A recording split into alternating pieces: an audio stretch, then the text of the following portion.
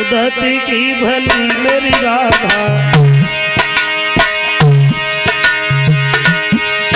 बसो भर की ललिया, उदती की भली मेरी राधा, मेरी राधा नैया की लगाई दियो पार, दीवानी घन श्याम के।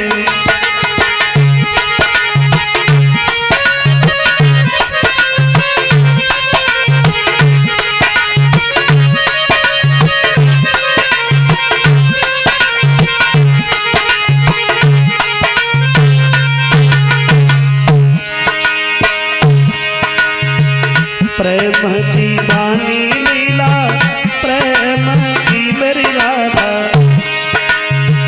प्रेम दीवानी लीला, प्रेम की मेरी राधा, मेरी राधा सब सखियन में हो सिरमौर, दीवानी घन श्याम।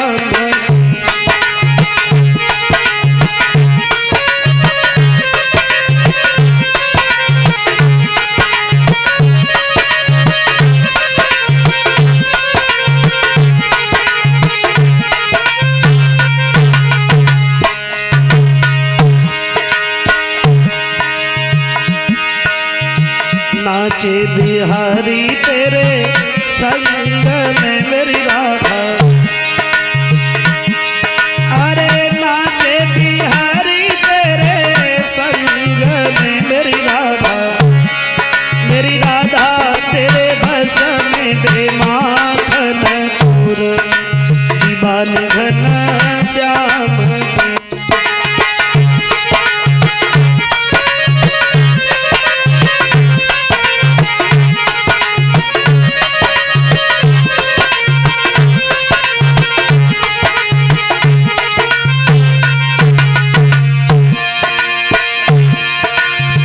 लाज रखोरी संकट हरो मेरी राधा, लाज रखोरी संकट हरो मेरी राधा,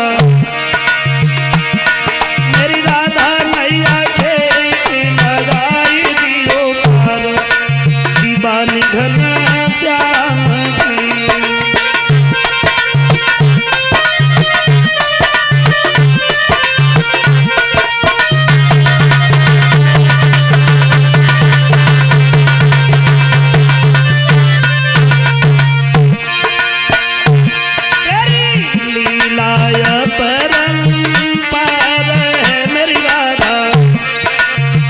लीला अपरंपार है मेरी राधा, मेरी राधा तुम्हें देव धर्मेंद्र कुमार, दीवानी घन श्याम की।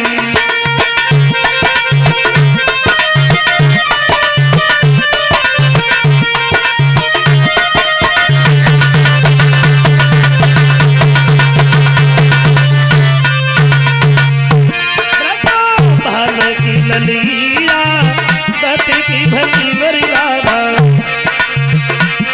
मेरी राधा नैया थे की लगाई दियो पार, दीवानी घन श्याम की।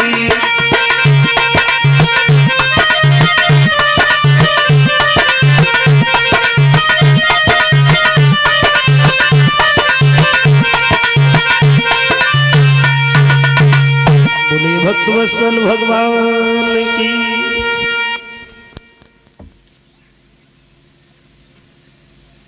परम आदरणीय उपस्थित हमारे समस्त श्रोता बंधु, श्रीमद् भागवत कथा यज्ञ अनुष्ठान को चलते हुए आज ये विराम का दिन यानी 7वां दिवस व्यतीत होने के लिए जा रहा है। भक्त और भगवान की चर्चाएं करते हुए श्री सुखदेव जी महाराज समझाते हैं कि हे अभिमन्यु के लाल परीक्षित, भगवान यादवेंद्र सरकार योगी राज कृष्ण गोपियों से बाबा नंद यशोदा से परसों का वादा करके गए थे। वृंदावन से जब गए हैं, मथुरा में जाकर के दुराचारी कंस का वध किया और फिर भगवान को बरसें व्यतीत हो गई, लौट करके वृंदावन में नहीं आए। उद्धव के द्वारा पत्र भेजा है और पत्र भेजने के बाद में देखा है कि जितनी भी गोपियां हैं वो सब भगवान के लिए बड़ी दुखी हैं। बरसें व्यतीत हो गई, भगवान लौट करके नहीं आए हैं। गोपियों ने ये कहा है कि भगवान न जाने हमसे भूल क्या बन गई, जो मुरलीधर परसों का वादा करके लौट करके नहीं आए। उद्धव ने कहा है चिंता मत करो, हम तुम्हारी विरह वेदना जाकर के भगवान को बताएंगे तो बहुत जल्दी लौट करके मुरलीधर आएंगे। उद्धव चले गए और वो गोपियों की विरह वेदना भगवान को जब बताई है तो कन्हैया दुखी हुए, लेकिन लौट करके नहीं आ पाए।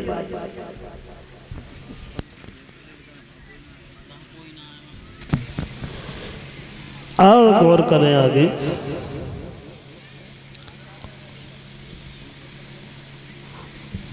बताया है भक्तजनों,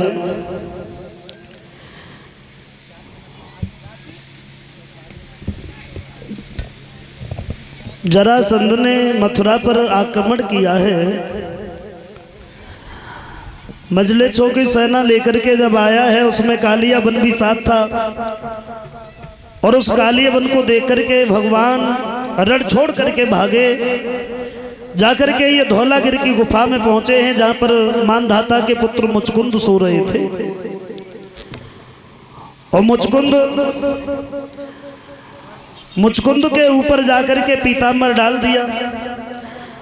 और उसी समय कालिया वन ने देखा है, जवाब दिया बारे करिया हुए से भगा तो लाओ, यहाँ आके कितने आनंद से सोए रहो। और झटका देकर के जैसे ही पीताम्बर को खींचा है तो मुचकुंद के नेत्र खुल गए। उनके नेत्रों की अग्नि से ही जल करके कालिया वन समाप्त हुआ है। भगवान ने मुचकुंद को दर्शन दिए हैं और फिर ये द्वारिका में रहने लगे। सुखदेव जी कहते हैं कि द्वारिका में जब रहने लगे हैं तो इनके बड़े भाई थे बलराम, उनका विवाह किस तरीका से हुआ। अरुणक नगरी के महाराज रेवतक उनकी पुत्री रेवती के साथ में।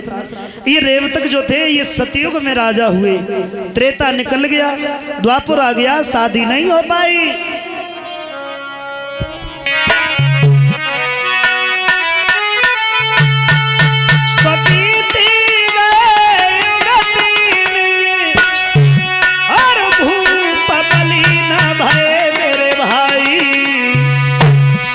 तले के सहात की हुई गई रे बा बिटिया की लंबाई।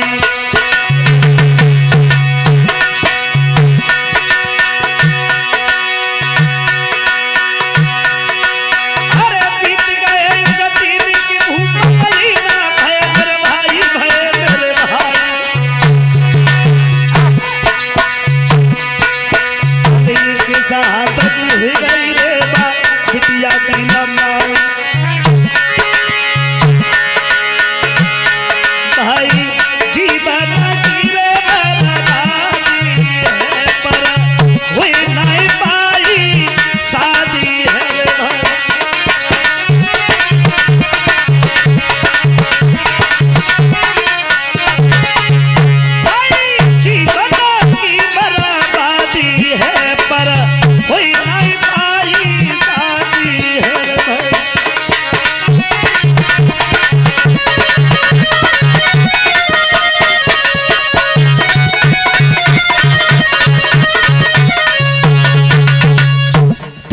व्यतीत हो गए और शादी नहीं हो पाई।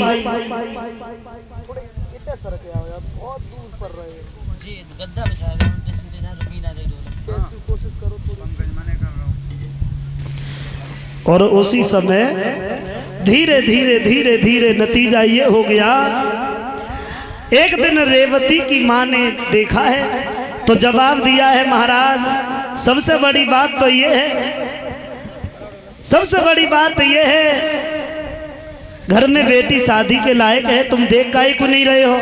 तो रेवतक बोले शादी शादी के लायक यानी घर में बेटी है। बोले हम तो भूल ही गए थे। कोई बात नहीं। ब्रह्मा जी के दरबार में बैठते थे रेव तक, और ब्रह्मा जी के दरबार में जाकर के ये कहा है कि हमारी बेटी के लायक कोई लड़का हो तो बताओ। बोले जन्म कब हुआ? जवाब दिया है जन्म हुआ था सतयुग में। त्रेता निकल गया, द्वापर आ गया, शादी कर नहीं पाई। बोले हम तो भूल ही गए थे घर में बेटी है। बोले अब इतनी उम्र का लड़का तो कोई नहीं है। ऐसा करो तुम अपनी बेटी की शादी कृष्ण के जो बड़े भाई है बलराम उनके साथ में करो। तो बलराम फिर दूल्हा बन के अरुणक नगरी की तरफ चले। किसी सपे मोहर को अब बेधार की